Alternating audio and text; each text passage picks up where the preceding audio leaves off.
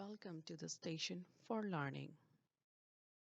Today we are going to learn about clauses. Clause is a collection of words which is constructed with a subject and a verb that could contain some object along with other modifiers. In the clause, the subject is usually not mentioned or concealed, but you will always find verb noticeable and evident. As we look at the examples here, she worked abroad last year. This is a one clause. It contains subject, that is she, and worked as a verb. Now we have modified it by adding abroad last year, by telling about what time period and where she worked. So the whole sentence is one clause. On the other example, when she went there, she met him. Now when she went there is one clause, comma, she met him is the other clause. Means we have got two clauses in a sentence. When she went there, comma, she met him, comma, and they had dinner. Now this is a three clause sentence, means that when she went there is a one clause, she met him is a second clause, and they had dinner is a third clause.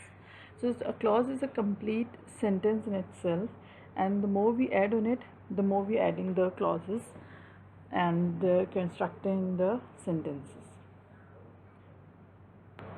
Now main clauses, also known as independent clause. You will find a main clause in every sentence. This clause is also a part of complex or compound sentence. If it stands alone, the main clause has its own meaning too. For instance, he was making a sandwich. This sentence is a complete one and can be enhanced when we add predicate or by adding conjunctions in it. You see, he was making a sandwich. Now we can add he was making a sandwich yesterday. Obviously, comma yesterday.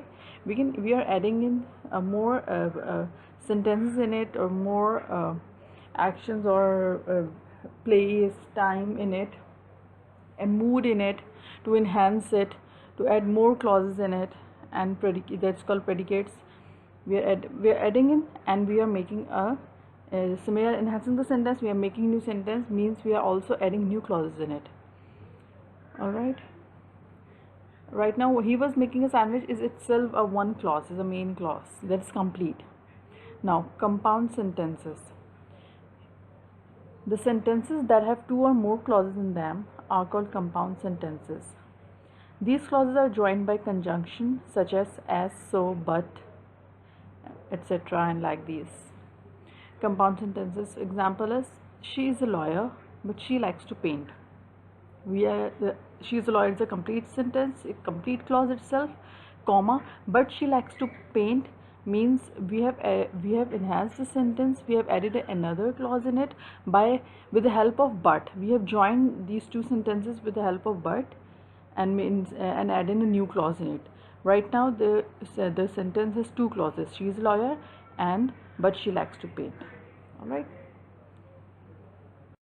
Now, the other type of clause is subordinate clause. A clause that is dependent on the other clause for its meaning is known as a subordinate clause. Along with the main clause, when a subordinate clause is present, it creates a complex sentence.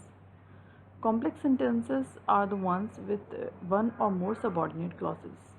In the subordinate clauses, the idea is left unfinished.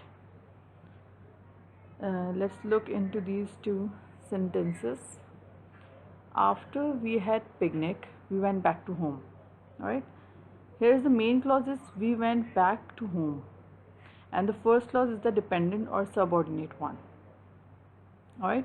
We went back to home is an independent clause, and when we looked at after we had picnic is a dependent clause. We can say we went back to home, but and left it, it is a finished sentence, but we cannot left after we had picnic unfinished. After we had picnic, what was after that? It is kind of an incomplete sentence or incomplete clause. It gets completed when we add this other clause, we went back to home, or after we had picnic, we went, we left, then it will be completed. She worked with dedication even she was sick. Here the first clause, the initial clause, she worked with dedication, seems like a complete sentence in itself, but when we look at even she was sick, so it looks like something unfinished. Even sick, she was sick, what was that? But after that, what happened when she was sick? So when we added this independent clause, she worked with dedication.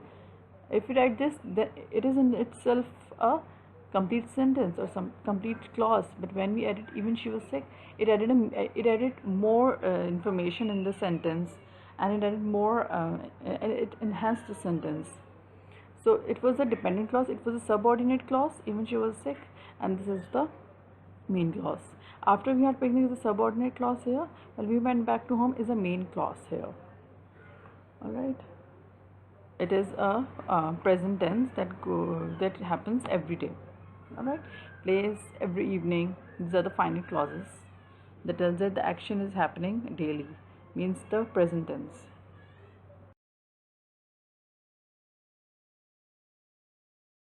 Are used in these sentences. So if when we have such sentences, we have such forms of verb present in these sentences, though they must be non-finite clauses, participle type. Now the third type, that is gerund, is a form of verb that appears in the place of noun. It has active participle that ends in ing. When we use it as a subject, we say singing is my passion. Alright. As an object, we say I like singing good songs. When used as a preposition, after singing that song, she became famous. Alright. Though there are no visible differences between non-finitive, active participle and gerund. Alright. So in the gerund, when the sentence is always ending in ing, and we will be using it as a subject, object and preposition, that is placing the same sentence in the starting of the sentence, in the middle of the sentence, or in the place of the preposition, after the preposition. We will be using the gerund. That if we have such sentence present, that is called non-finite clauses of the gerund type. Now, the types of subordinate clause. The first is conditional clause. This clause begins with unless or if. It shows a sentence that is describing something possible. We'll look at the example. Conditional clauses. If the airline will operate, I will be traveling tomorrow. You see, if the airline, if the airline means it is a dependent clause, certainly dependent on the main clause. I will be traveling tomorrow is in itself a complete clause, but the if written in the first clause, making it dependent clause, that it cannot be a complete, it will be an unfinished or a vague clause. When you say that if the airlines will operate, what will happen if the airlines will operate? You have to give the other clause, you need to give more information if you want to complete the dependent clause. If the airline will operate, I will be traveling tomorrow. So the other clause is complete in itself. I will be traveling tomorrow. You are giving all the information that you will be traveling tomorrow. But the dependent clause, that is the first one, it's dependent on the main clause. Alright. You will not get this toy, comma, unless you complete your homework. Alright. Here we have used unless you complete your homework. What will happen unless he completes or he or she completes her homework? So it makes it a dependent clause. This clause of the sentence is dependent on the first part of the clause. You will not get this toy. It is a complete sentence, complete clause in itself. We are adding in more information by adding unless in it, unless you complete your homework. Alright, we are adding in more information. But if we only say that you will not get this toy, it will itself a complete sentence though. Okay, so it is the main clause, and the other clause, other sentence is dependent on this clause. Now the next type of a subordinate clause is relative clause. When a sentence or clause is connected to the main clause, the connector are whom, which, when, whose, and like that. Also, when we have to refer towards something, we use that, mostly in British English. Alright. For instance, in the examples we see that I met him in Dubai when I traveled there last year. Alright. The main clause, again we got the main clause, and we are making the other sentence, adding in more information by adding when here, and making the other clause by adding when I traveled there last year. No, it is a dependent clause. When I traveled there last year, what happened when you traveled there? And my time in Dubai is itself a complete clause, so it will be our main clause, and the other part of the clause sentence is the dependent clause, that the other part of the this part of the sentence is dependent on this part to make itself complete, make itself meaningful. Okay. She was wearing the shoes, comma, that she bought from Nike. Now, main clause again, she was wearing the shoes, it is a complete sentence, it is a main clause, it is giving all the meaning of itself. That she bought from Nike. Now, that she bought from Nike, what she bought from Nike, that is it a shirt, is it a trouser, is it a shoe? So this is an incomplete sentence that has to be completed in order to prove its meaning. It is dependent on the main clause, that she was wearing the shoes, so it will be our main clause, and that she bought from Nike will be our dependent clause. Right. Now, the restrictive relative clause. The restrictive relative clause is the one that provides us with the important information about noun that is written before it. If we do not write that clause, then there will be no sense made by the sentence. This clause contains which, who, that, whom. There is no need to put comma when you are placing a restrictive relative clause. For example, he gave the letter that was written by him. Now, these are the sentences and the restrictive relative clause added in them is to certainly for adding more information in the sentence. He gave the letter, it is the main clause, that was written by him. We have connected this other information by adding that in it, by adding this clause in it, by adding which clause in it. So we have added these words, and enhanced the meaning of a sentence. He gave the letter that was written by him. He gave the letter which was written by him. Now, we can use both of these clauses in it, these words in it, and certainly write it in any form. So the first will be that he gave the letter will be a main clause, and which was written by him, that was written by him, will be a relative restrictive clause. She was wearing the dress that she bought in winters. She was wearing the dress which she bought in winters. Okay, so which the sentence with the that or which, starting from that or which, will be a restrictive relative clause, and the main clause will be the sentence that is giving a full meaning, or that does not have that or which starting from it present in it. She was wearing the dress is a complete clause, is a main, so it will be our main clause. Now, coming to the non-restrictive relative clause. This is the clause that fills us with some additional information about the main clause. If we even drop the non-restrictive clause, it will not affect the structure or meaning of the main sentence. These sentences can be start with whom, which, who.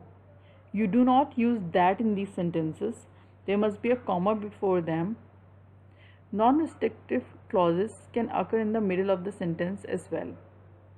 Okay, as you see, in the non-restrictive relative clause, we see that she gave the money, comma, which she owed to him.